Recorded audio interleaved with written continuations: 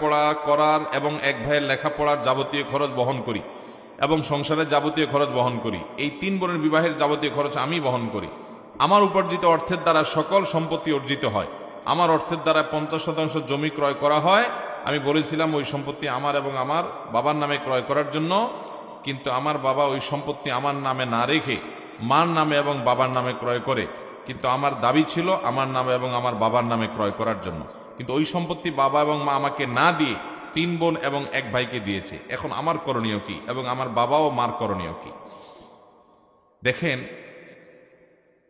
এই প্রশ্ন শত শত ফ্যামিলির, বিশেষ করে প্রবাসীদের প্রতি যে পরিমাণ জুলুম আমাদের দেশে করা হয়, শুধুমাত্র পরিবারের লোকরা জুলুম করে তা না, ওই এয়ারপোর্ট থেকে শুরু হয়।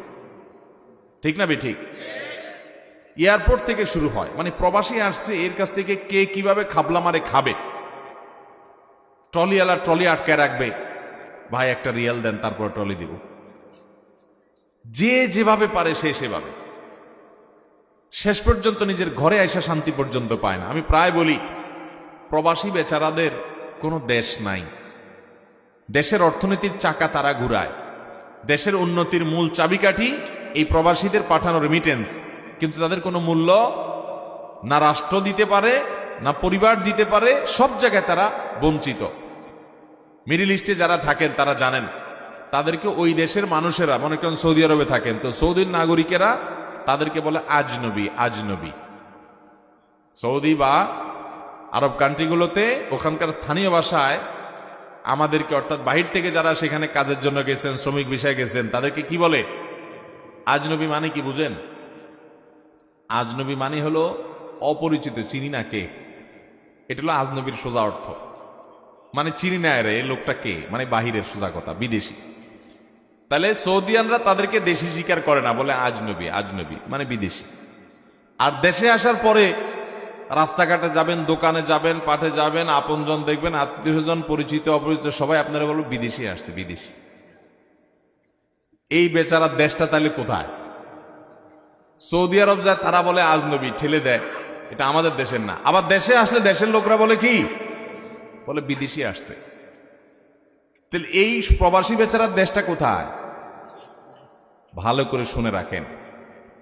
অনেক মা বাপ আছেন, হজ করছেন, ওমরা করছেন, কপালে সিল পড়ে গেছে। সন্তানের প্রতি এই অবিচারের কারণে আপনার জাহান্নামে যাওয়ার জন্য যথেষ্ট হবে, আর কিচ্ছু লাগবে না। আপনার জাহান্নামে যেতে আর কিচ্ছু লাগবে না, এই সন্তানের আহাজারে যথেষ্ট হবে। ভালো করে শুনে রাখেন, কোন সন্তান বাবা মার টাকা নিয়ে বিদেশ গেছে, জমি জমা বিক্রি করে বিদেশ গেছে, তার কর্তব্য হলো বাবা মার যে টাকা দিয়ে জমি জমা বিক্রি করে বিদেশ গেছে, যে টাকা খরচ করে বিদেশ গেছে, ইনকাম করার পর প্রথম সেটা পরিশোধ করে বাবা মার সম্পদ কিনে দেওয়া, যাতে সব ভাই বোন সমানভাবে পায়। এরপর সে যেহেতু আগে গেছে, অন্যরা যদি ছোটখাটো হয়, তাহলে সে যেহেতু উপার্জনক্ষম, তার কর্তব্য এদের ভরণ পোষণ, এদের খরচের জন্য ব্যবস্থা করে। যদি বাপুর উপার্জন না থাকে, তখন সে অভিভাবক হিসাবে সে দেখভাল করবে।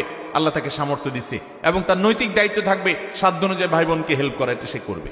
কিন্তু এর মানে এই না সে সারা জীবন যত উপার্জন করবে, জমি জমা করবে, ব্যাংক ব্যালেন্স করবে, সব বাপ নিজের নামে করবে এবং অন্যান্য ছেলে মেয়ে যেগুলা রাস্তায় টোটো কোম্পানির ম্যানেজারি করে ঘুরে বেড়াইছে, ওইগুলারও ভাগ দিয়ে দিবে ওর কষ্টের টাকা। এটা কোনোদিন জায়েজ হবে? এই যে প্রশ্ন করেছেন, এই প্রশ্নকারী বেচারা আমার এসে জোর করে প্রশ্নটা দিছে। বলছে, ভাই আমার বাপ আছে এখানে, আপনি উত্তরটা দিয়ে যাবেন আজকে। আসামি হাজির, আসামি হাজির আছে, উত্তরটা দিবেন হুজুর। তা আমি চিন্তা করছি, একটা প্রশ্ন উত্তর যদি দিত এটাই দেব। এরকম আসামি আমাদের দেশে আছে না নাই? অনেক। বাবারা ভালো করে শুনে রাখেন, সন্তানের প্রতি জুলুম করলে আল্লাহ বিচার করবেন কি করবেন না? আপনি এটা মনে করিয়েন না যে আমারই তো ছেলে, তার প্রতি জুলুম করলে আবার কিসের বিচার। জি না, আল্লাহ তাআলা কোনো জুলুমের ছাড় দিবেন।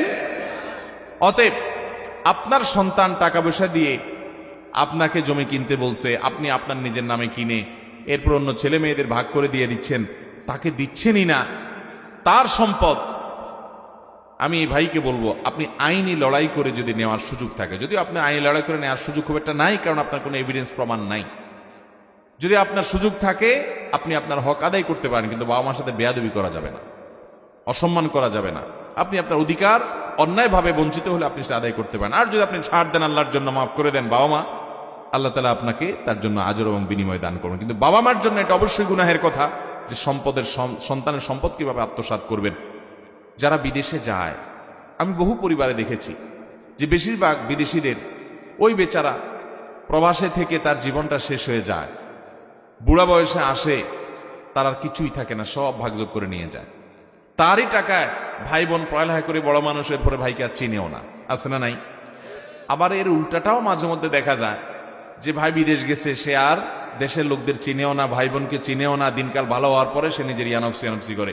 এরকম স্বার্থপর ভাইও আছে। তবে বেশিরভাগ যারা সংসারের ঘানি টানে এক সময়, বোঝা টানে এক সময়, তাদের কেউ কেয়ার করে না। সেই সব ভাইদেরকে আমি বলবো, কেউ কেয়ার না করুক, আল্লাহকে খুশি করবার জন্য করবেন, তাহলে আল্লাহ আপনাকে অবশ্যই কেয়ার করবেন, বিনিময় দিবেন।